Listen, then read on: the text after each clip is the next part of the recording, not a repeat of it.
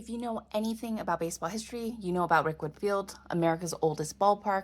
This book by Tim Witt and Joe Mock, you'll recognize one of those names if you've ever been to baseballparks.com.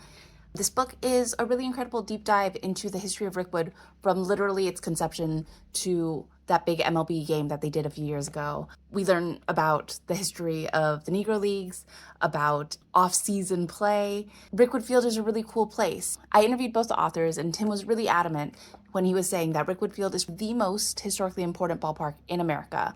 It is older than Wrigley and Fenway, and not only that, everyone played there. Before the time of interleague play, stars would either play at Wrigley or they would play at Fenway. But in the off-season, everybody would play at Rickwood. Obviously, the biggest Negro League stars, Oscar Charleston, Satchel Paige, Josh Gibson, not to mention people like Shoeless Joe Jackson. And they were very quick to mention that MLB is doing another Field of Dreams game, and Field of Dreams is where a fictional Shoeless Joe Jackson played, but you know where the real Shoeless Joe Jackson played? At Rickwood. So both of them really want MLB to be more involved in Rickwood. We should too.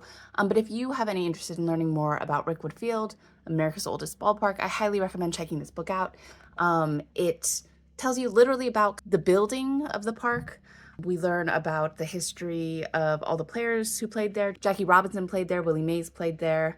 And there are also some really cool historical photos. And again, this is a great way to contextualize history to today because Rickwood Field is still standing. We could still be involved in this living history. And if you're interested in learning more about Rickwood Field, I highly recommend you check out this book.